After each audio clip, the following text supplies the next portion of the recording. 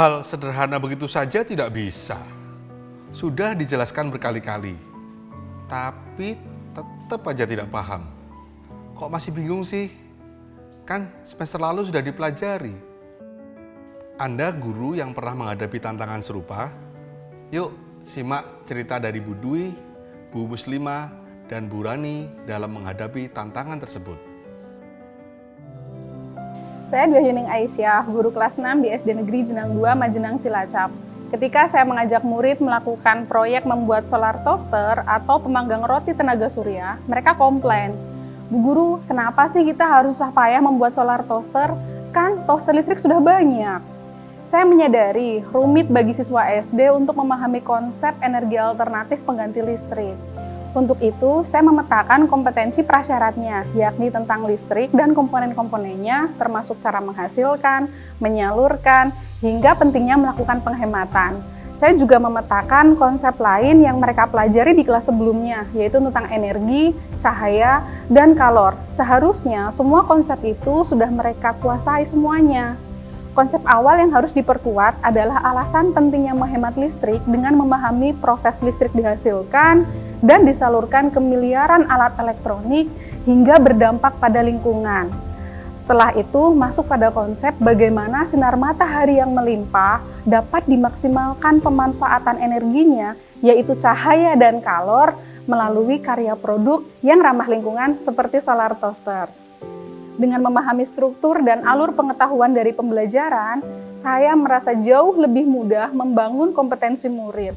Pembelajaran menjadi bermakna, dan tentu saja ini menjadikan siswa menjadi lebih kaya. Kenapa? Karena melalui satu aktivitas proyek membuat solar toaster, mereka belajar mengaplikasikan berbagai kompetensi IPA seperti energi, cahaya, kalor, dan listrik.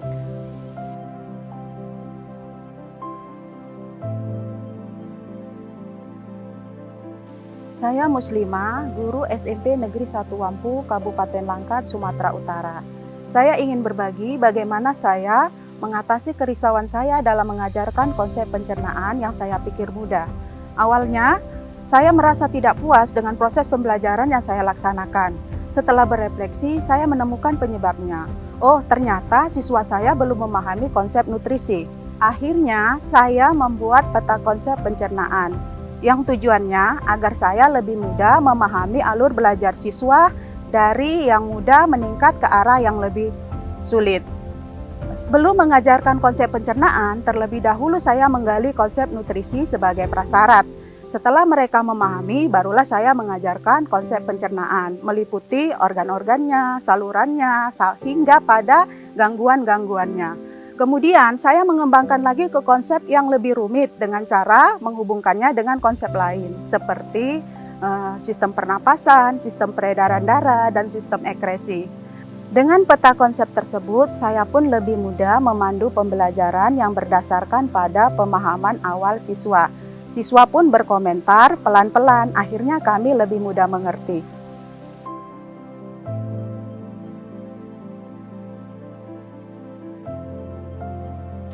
Saya Rani Lawamsari, guru kimia dari SMA Negeri 2 Oku. Saya ingin menjelaskan bagaimana saya mengajarkan termokimia pada siswa kelas 11. Pada saat saya menjelaskan kimia kepada siswa, itu saya pikir termokimia itu hal yang mudah. Tetapi faktanya apa? Saat saya suruh mengutarakan persamaan reaksi, siswa tidak bisa. Mereka menganggap itu sulit.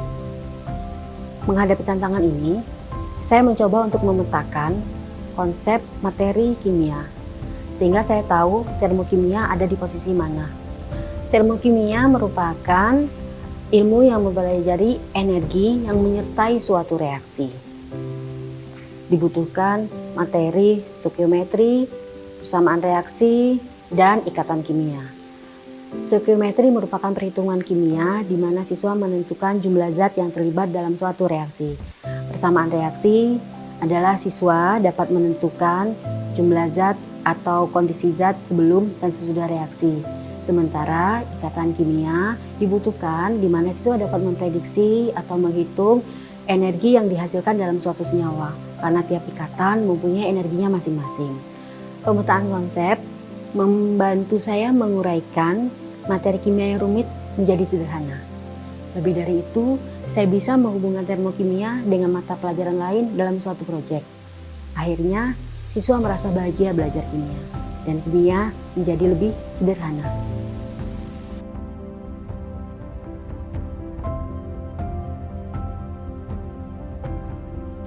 Dalam proses pembelajaran di kelas, guru menghadapi murid dengan beragam kemampuan. Ada murid yang cepat memahami, ada murid yang butuh waktu sebelum memahami. Murid yang masih kesulitan memahami butuh stimulasi sesuai dengan kemampuan awalnya.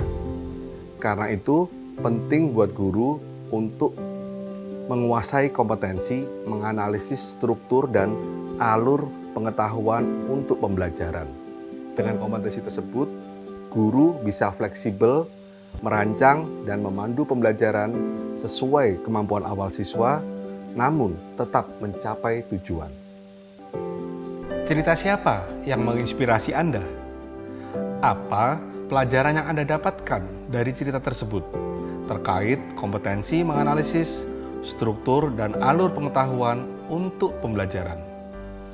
Apa upaya yang ingin Anda lakukan untuk meningkatkan penguasaan kompetensi menganalisis struktur dan alur pengetahuan untuk pembelajaran?